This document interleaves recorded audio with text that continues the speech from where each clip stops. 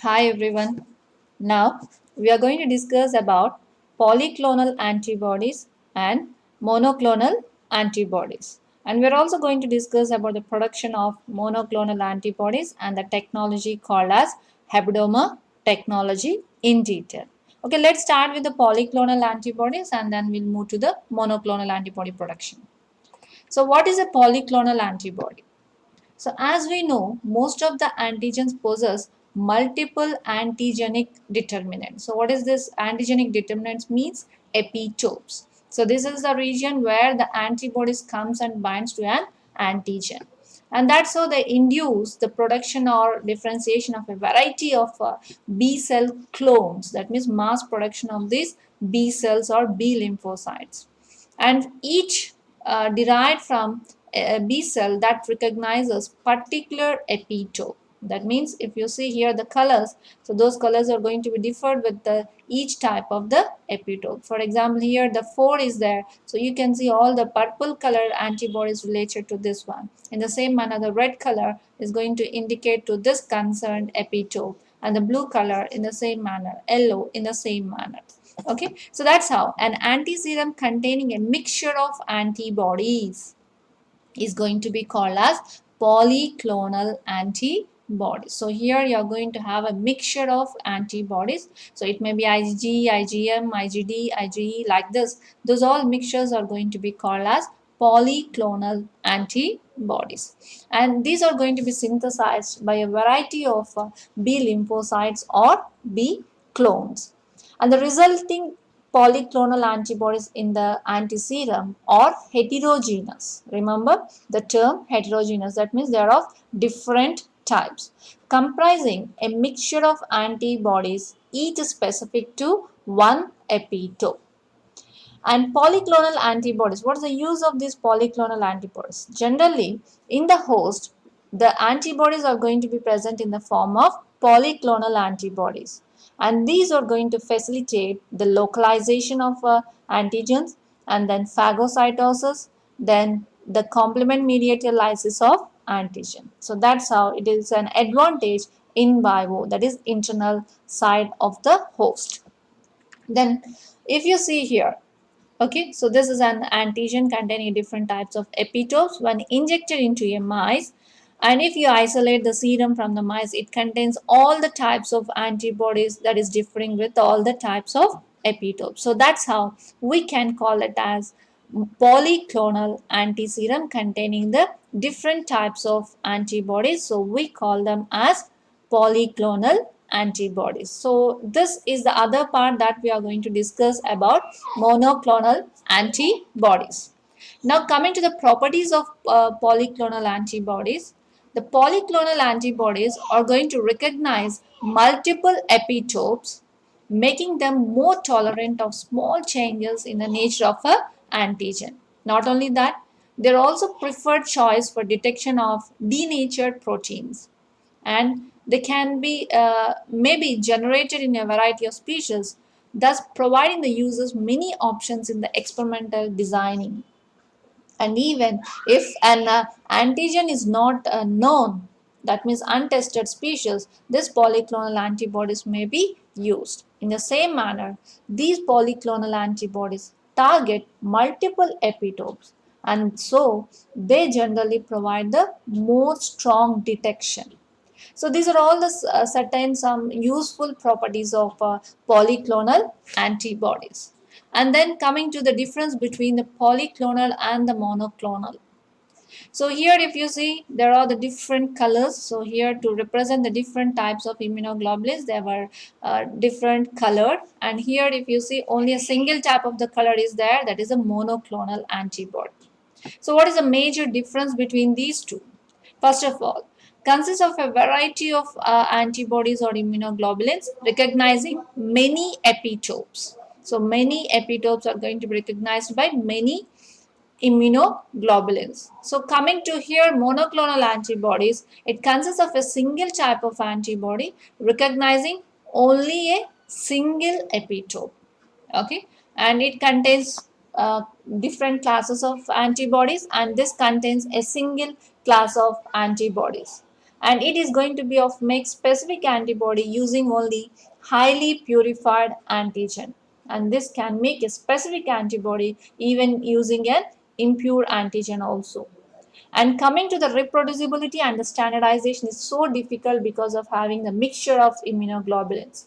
But in the monoclonal antibodies, the reproducibility and standardization is very easy when compared to the polyclonal antibody.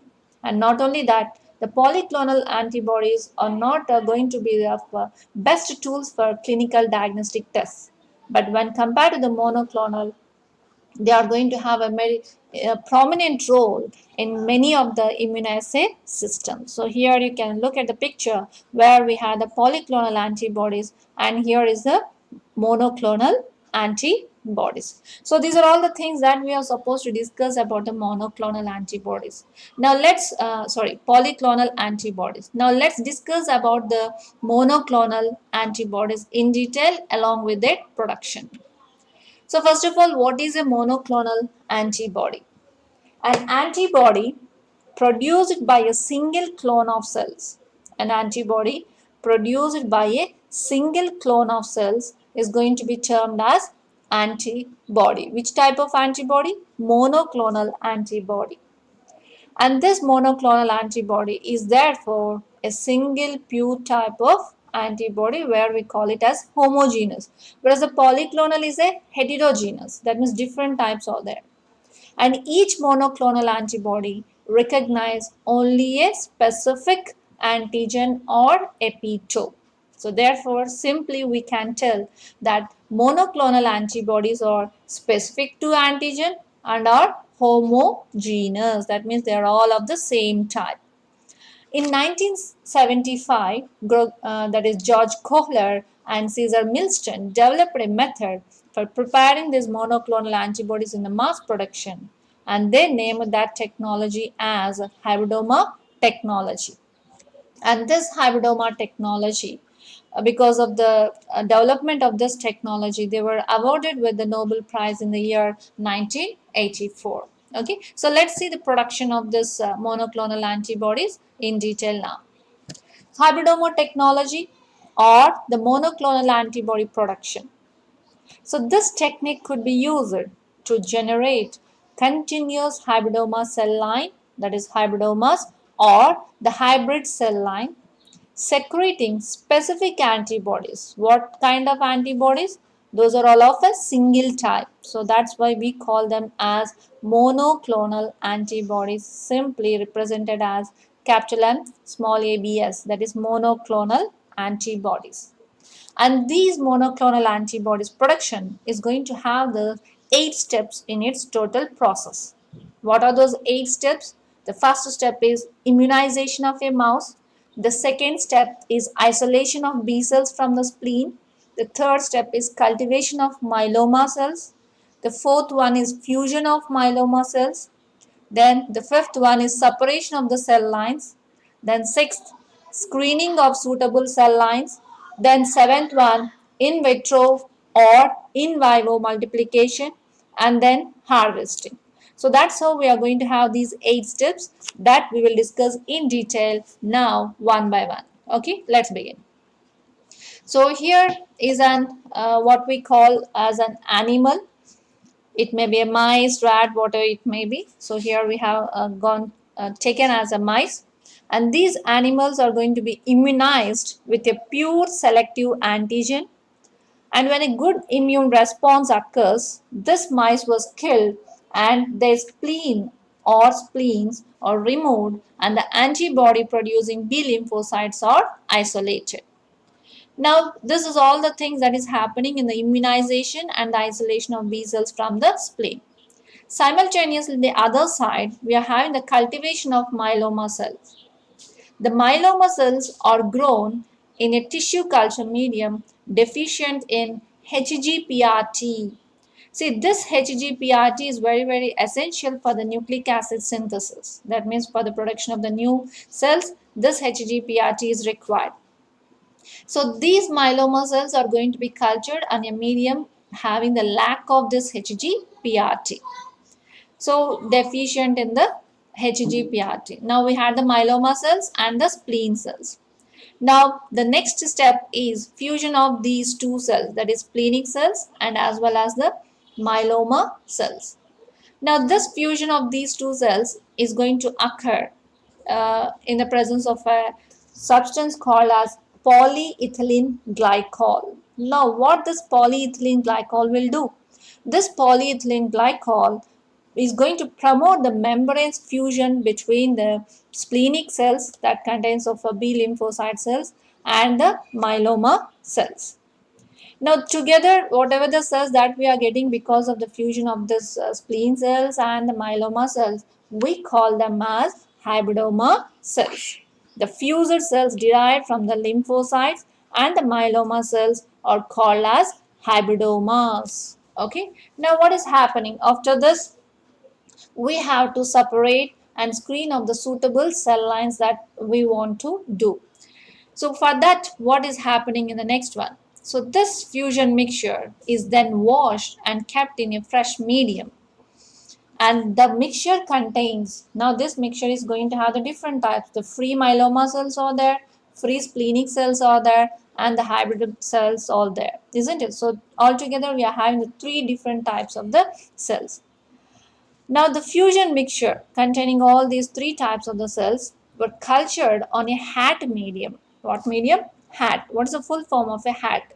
HAT means hypoxanthine, aminopterin and thymidine medium. So the fusion cell is going to be placed on a medium called as HAT medium. Now what happens in the HAT medium means due to the lack of HGPRT enzyme in the myeloma cells, they obviously die because they cannot come with the salvage pathway because of not having this enzyme, and they are going to die. And if it want to have the other pathway, that is de novo pathway, so that also is going to be damaged because of another poison substance called as aminopterin. So this aminopterin in HAT medium blocks the de novo synthesis of nucleotides. So one is it is already grown in a HGPRT lac medium. The second one is this aminopterin is going to block the de novo synthesis also. Now what happens? All the myeloma cells that are present on the HAT medium are going to die. Now simultaneously coming to the lymphocytes, the free lymphocytes, as we know they are short-lived and they slowly disappears. Now the myeloma cells did not grow and the lymphocytes also not grown. Then what are the other cells that left over? Or the hybridoma cells. Only the hybridoma cells that receives this HGPRT from lymphocytes or survive. That means here both are going to share the things. So now the lymphocytes are going to share the HGPRT enzyme to these myeloma cells, and myeloma cells are sharing their continuous line of differentiation to the B cells. So together they are going to have the more number of B lymphocytes continuous line because of having the both combinations. Thus, hybridomas selected by this using HAT medium is going to present. Now, after the growth, the hybridomas that have the antibody producing capacity are randomly placed and culture well for about 10 to 14 days. And after their growth of hybrid cells, the supernet of each well then are tested for antigenic activity, and the clones that secrete the desired antibodies are selected. As all the cells are going to be derived from a single type of hybrid cells, obviously they produce only one type of antibody, and such type of antibodies are going to be called as monoclonal antibodies. The pure monoclonal antibodies are separated from hybridomas by differential centrifugation method. Now what is happening? So here you can see this is how they are going to be separated in the wells, and each one is going to be again gone for the next one. Last one is the in vivo in vitro multiplication and harvesting. So that we will see in detail. So this is the last step that we are going to discuss. Now what is happening here? So when a good antibody producing cell is found, the hybrid cells are grown in a bulk for the production of monoclonal antibodies.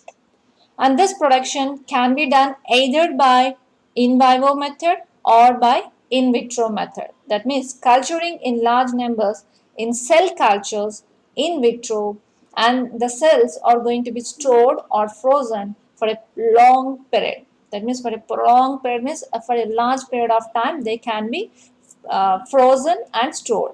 And then the second method is going to be of in vivo, where they are going to be injecting them in the peritoneal cavities of mini mice, where they grow as tumors and produce large quantities of antibodies in the ascitic fluid, and that acidic fluid can be aspirated from mice many times over the animal's lifetime.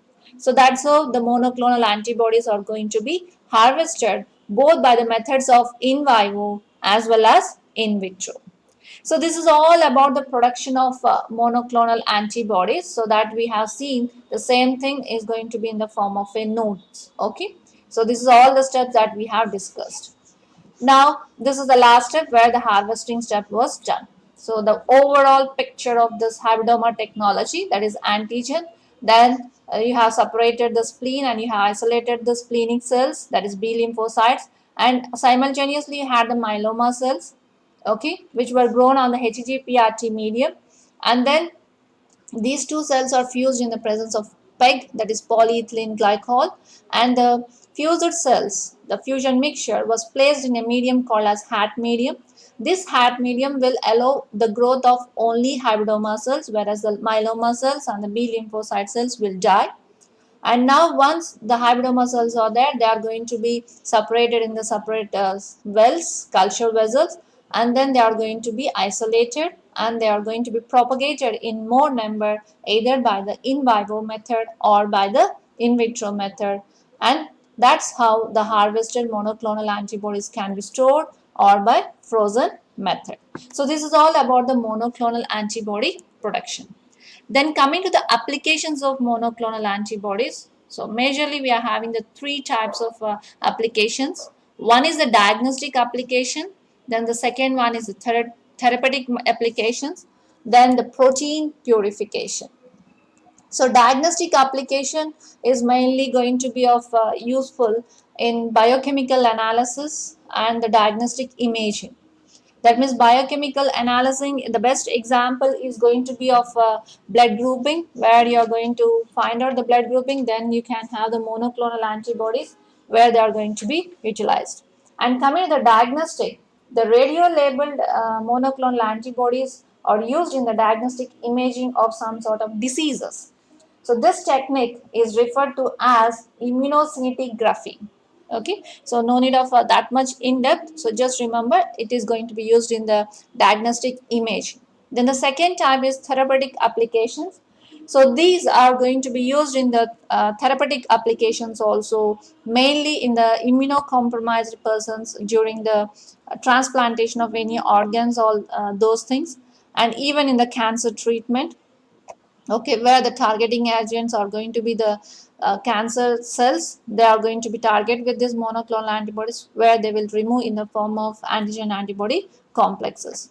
Even some of the proteins are going to be purified by using these monoclonal antibodies. So this is all about the production of monoclonal antibodies and their applications. So I hope so you have understood well about this monoclonal antibodies, as well as we have discussed the polyclonal antibodies. Okay, so that's all about the polyclonal antibodies and the monoclonal antibodies, which is very important topic in the immunology subject. Okay, thank you.